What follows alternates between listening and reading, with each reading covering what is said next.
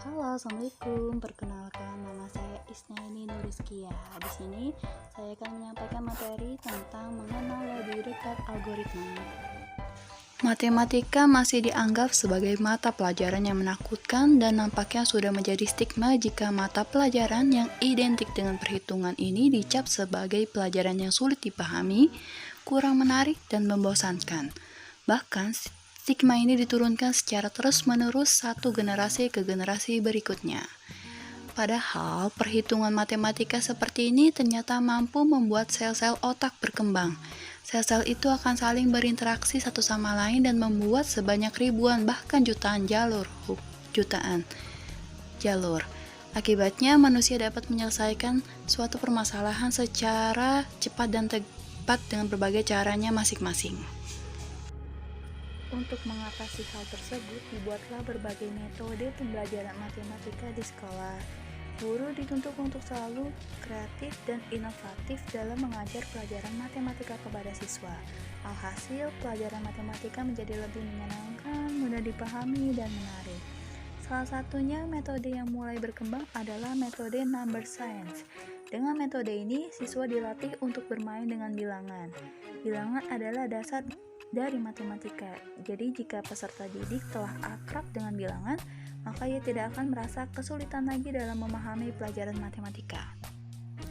Orang-orang kreatif biasanya mempunyai pemikiran yang inovatif, unik, dan sedikit aneh. Salah satunya adalah Gauss. Nama lengkapnya adalah Johann Carl Friedrich Gauss, seorang ilmuwan asal Jerman yang sangat cerdas. Ia memiliki peranan yang sangat besar di berbagai disiplin ilmu, khususnya matematika dan fisika. Mulai dari teori bilangan, statistika, analisis, geometri, geodesi, elektrostatik, sampai astronomi. Begitu banyak karya-karya besar dan luar biasa yang dihasilkan, sampai-sampai ia disebut sebagai salah satu tokoh matematika yang paling berpengaruh dalam sejarah. Bahkan, ia pun memiliki julukan sebagai Pangeran Matematika. Ia lahir pada tanggal 30 April 1777 di kota Braunschweig, Jerman. Dia berasal dari keluarga yang miskin, ayahnya seorang tukang batu yang berpenghasilan kecil dan pas-pasan. Dalam kesederhanaannya itu, Gauss justru menunjukkan bakat yang luar biasa. Di sekolahnya ia dikenal sebagai siswa yang cerdas, terutama pelajaran matematika dan fisika. Namun sayangnya bakat yang luar biasanya itu harus dibuang jauh-jauh karena ayahnya tidak mendukung Gauss untuk terus belajar di sekolah. Ia justru diharapkan menjadi penerus ayahnya sebagai tukang batu. Namun ia justru tidak menyerah. Pada umur 10 tahun, guru matematika memberi pertanyaan kepada seluruh siswa termasuk Gauss. Dalam hitungan detik, Gauss mengacungkan tangannya. Ia menjawab pertanyaan tersebut dengan tegas, lantang, dan tentunya benar. Werner pun terhentak. Bagaimana mungkin anak sekecil itu bisa menjawab dengan cepat dan benar? Ternyata ketika teman-teman lain sibuk menghitung 1 ditambah 2 ditambah 3 dan seterusnya, Gauss justru menggunakan perhitungan yang nyeleneh. Dia hanya menjumlahkan bilangan-bilangan di kedua ujung perhitungan itu, yang menghitung 1 ditambah 100, 2 ditambah 99, dan seterusnya hingga 50 ditambah 51.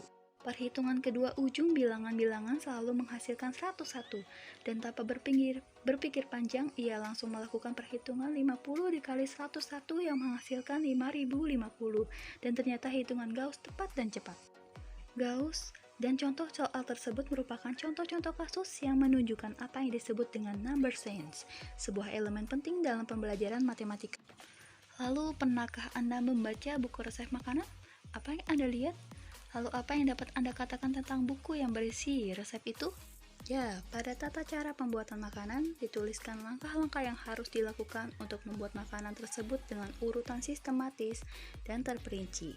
Artinya, jika ingin membuat makanan seperti yang digambarkan dalam resep makanan, Anda harus mengikuti langkah-langkah yang diberikan secara berurutan. Anda tidak bisa berbuat semaunya dengan mengambil langkah-langkah tertentu secara acak. Sebagai contoh, untuk menghemat waktu pembuatan makanan, Anda melakukan inisiatif dengan mengabaikan sebagian langkah-langkah pembuatan makanan yang dituliskan di buku resep. Misalnya, dari langkah pertama, Anda langsung menuju ke langkah 4.